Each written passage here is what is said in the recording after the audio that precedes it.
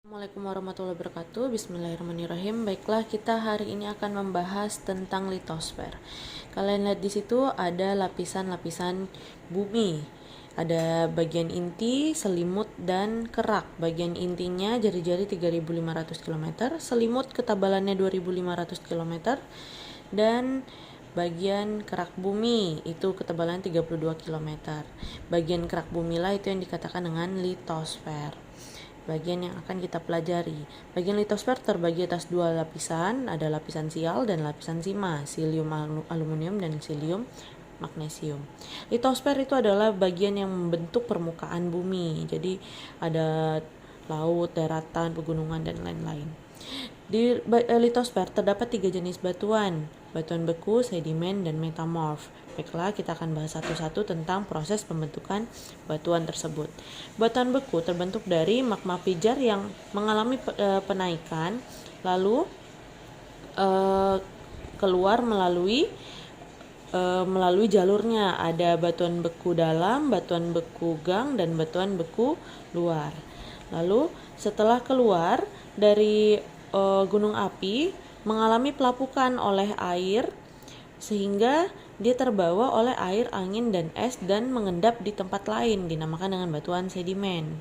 Nah, dari batuan sedimen tersebut berubah menjadi metamorf apabila terkena oleh tekanan dan suhu yang berubah.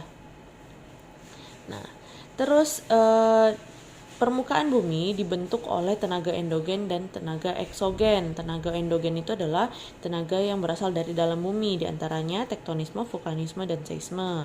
Terus eksogen adalah tenaga yang berasal dari luar bumi, ada pelapukan dan erosi.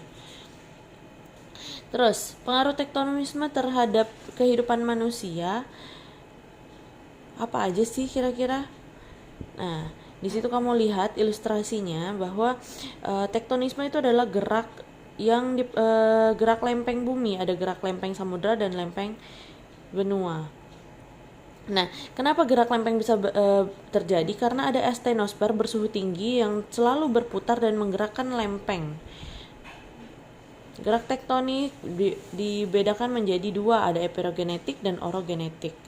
Epirogenetik itu sifatnya adalah relatif lambat, berlangsung lama, dan dalam daerah yang luas. Nah, itu pergerakan-pergerakan benua yang menyebabkan terjadinya benua seperti sekarang.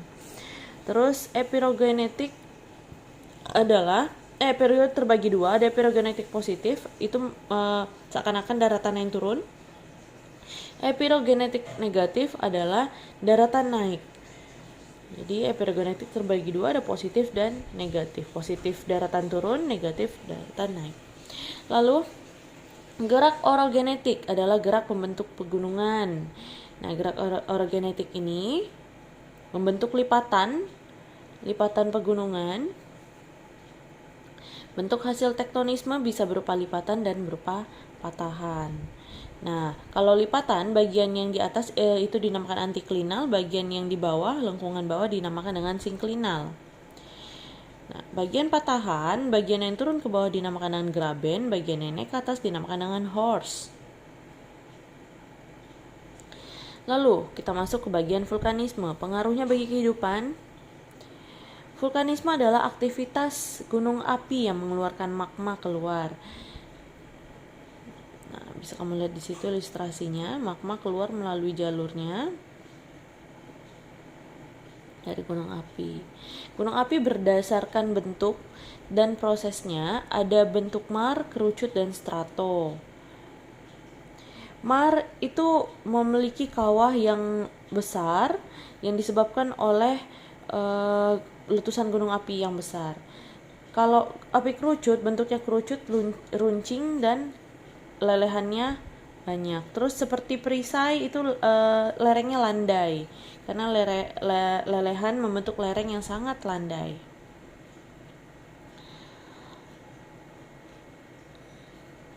Nah, letusan gunung api menyebabkan terjadi banjir lahar, gelombang pasang, awan emulsif.